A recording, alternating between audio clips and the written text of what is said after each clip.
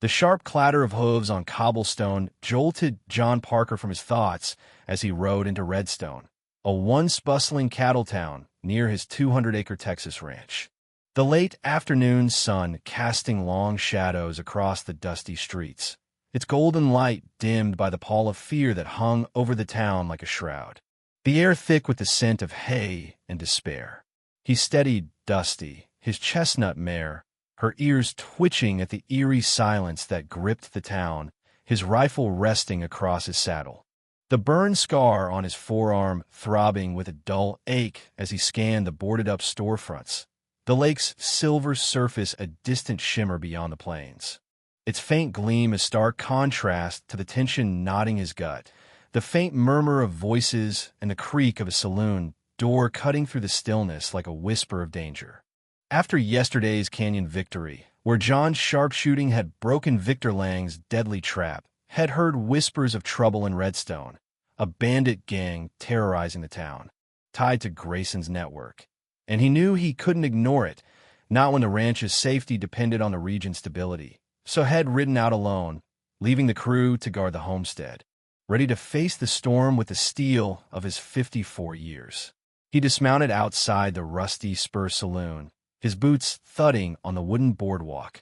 The wildflowers along the town's edge sparse and wilting, their colors muted by the dust, his mind racing as he braced to confront the darkness that had taken root in Redstone. The weight of the past and the present a heavy burden on his shoulders. The saloon was a dimly lit haven of worn wood and stale whiskey, the air thick with the scent of tobacco and fear.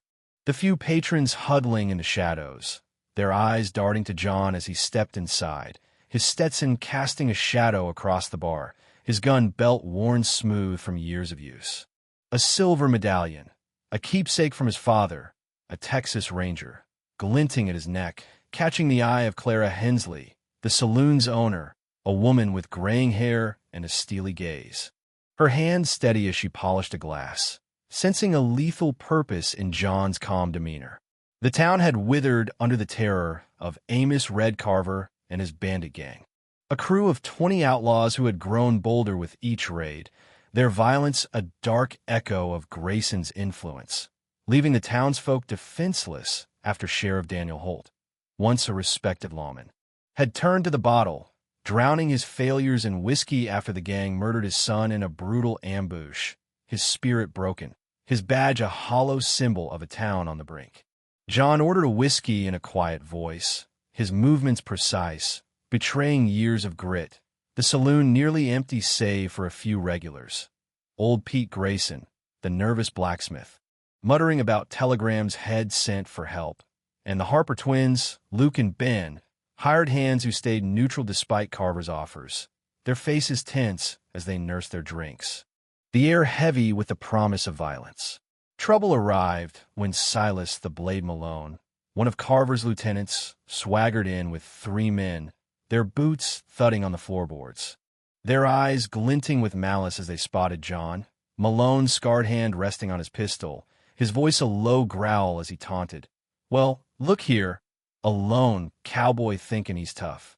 You lost, old man." The saloon tensed, patrons slipping out the back, anticipating bloodshed, but John remained still, his whiskey untouched, his voice cold as he replied, "I hear you, but I ain't your friend." Malone stepped closer, his breath reeking of liquor, his hand twitching toward his gun, but John moved faster, spinning to press his revolver to the bandit's stomach, his eyes hard as steel. "Back off, or you won't walk out."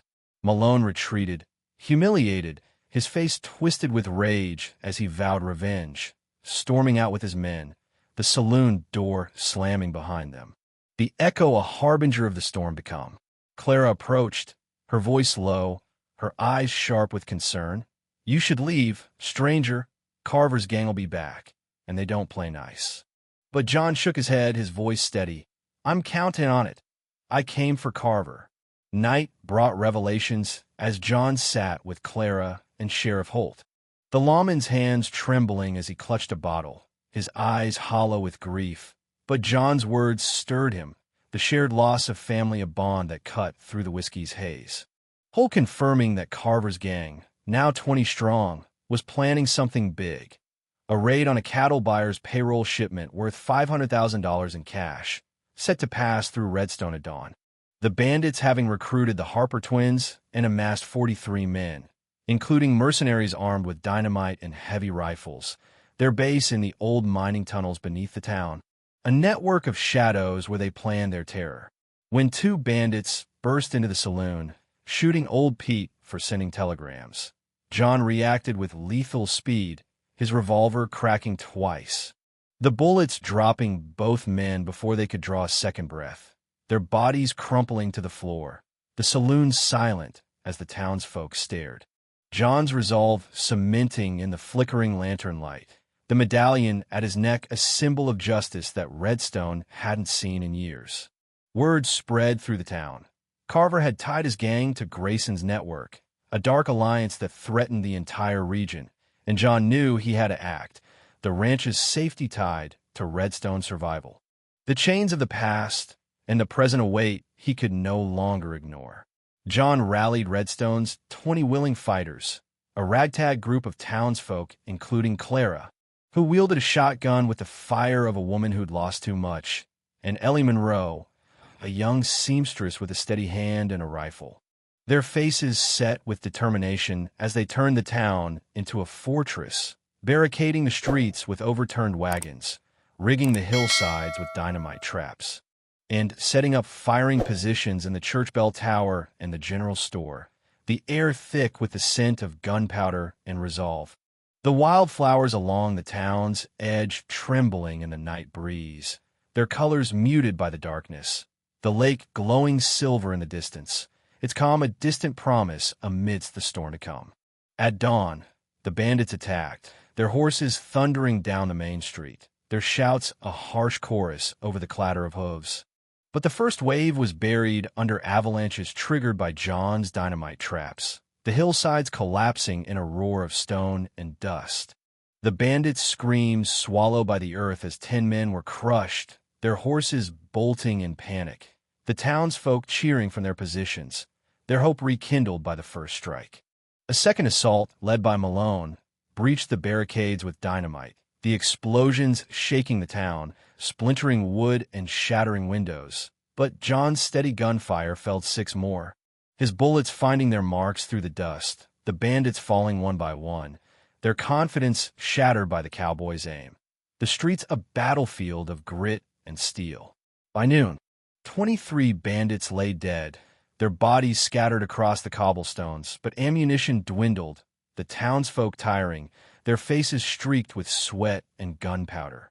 The air thick with the scent of blood and cordite, the wildflowers along the town's edge stained with the aftermath, their petals trembling in the midday heat.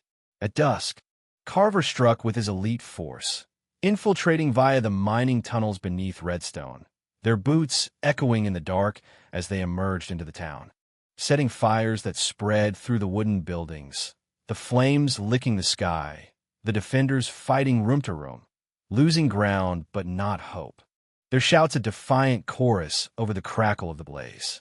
Sheriff Holt reclaimed his honor, leading a counterattack with a shotgun, his badge glinting in the firelight as he dropped 2 bandits, his voice a roar of redemption, while Clara and Ellie held the line at the saloon, their gunfire a steady rhythm that kept the bandits at bay, the women's faces set with the fire of survival.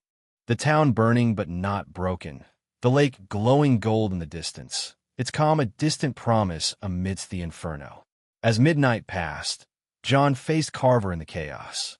The bandit leader standing tall in the burning street, his red hair wild, his eyes glinting with malice, a revolver in one hand, a machete in the other, his voice a low growl as he taunted. "You think you can stop me, Parker? Grayson will have your ranch, your family, everything." But John stood firm, his revolver steady, his voice cold as steel. "You're done, Carver. Redstone's free." The bandit charged, his machete slashing through the air, but John sidestepped, years of grit honed sharp, firing a shot that grazed Carver's arm, the revolver clattering to the ground. The bandit roaring as he swung the machete again, the blade missing by inches as John fired a second shot, the bullet striking Carver's chest, the man staggering back, blood seeping through his shirt, his eyes wide with shock as he fell to his knees, the flames casting stark shadows across his pale face, the town burning around them, the wildflowers along the street's edge charred but enduring, their roots deep in the Texas soil. John unveiled his final gambit, collapsing the town's northern half using the old mine tunnels, a desperate plan to bury the remaining bandits and end the fight. His hands steady as he set 3 sticks of dynamite along the tunnel's entrance, the fuses hissing as he lit them, Sheriff Holt covering the evacuation of the survivors through a church tunnel, his shotgun booming as he dropped 2 more bandits, his voice a steady command, "Move now." In the street, John confronted the last of Carver's men, trading shots amid crumbling buildings, the ground trembling as the charges detonated, the northern half of Redstone collapsing in a roar of earth and stone, the bandits' screams swallowed by the abyss as they fell. The crater a graveyard for their terror, the townsfolk watching from the church, their faces a mix of awe and relief, the lake glowing silver in the distance, its calm returning as the night deepened. By sunrise, half of Redstone was a crater, nicknamed the Bandits' Tomb. But the town endured, the flames dying out, the survivors emerging from the church, their faces streaked with ash and tears. But their spirits unbroken, the wildflowers along the town's edge battered but enduring, their roots deep in the Texas soil. Federal marshals arrived, confirming Carver's death and establishing a garrison under Holt's command, the sheriff standing tall, his badge gleaming, his spirit renewed by the fight. The townsfolk cheering as they began to rebuild, their hope rekindled by the dawn. John, wounded but alive, his shoulder bandage, declined to stay, his work in Redstone done, leaving to return to the ranch, the medallion at his neck entrusted to Clara as a symbol of the justice head brought, his boots thudding on the cobblestones as he rode out. The lake glowing gold in the morning light, the plains stretching wide and unbroken, the wildflowers enduring despite the storm. A month later, Redstone rebuilt, its people fearless, bolstered by aid and Holt's leadership, the town thriving as a symbol of resilience, the crater a reminder of the night they fought for their freedom. John's legend growing as he dismantled Grayson's corrupt network, his Stetson-clad figure a specter of justice across the region. The ranch safe for now, but the shadows of the past and the present await he carried still. 6 months on, Redstone stood stronger than ever, its darkest night birthing its brightest dawn, proving that one man's fight could ignite a region's redemption. The wildflowers along the town's edge blooming anew, their colors vibrant in the Texas sun, the lake glowing silver in the distance. Its calm a testament to the peace John had won. But across the horizon, a light blinked, binoculars catching the sunlight, then vanishing into the trees, a shadow still breathing in the darkness. A reminder that the fight was far from over.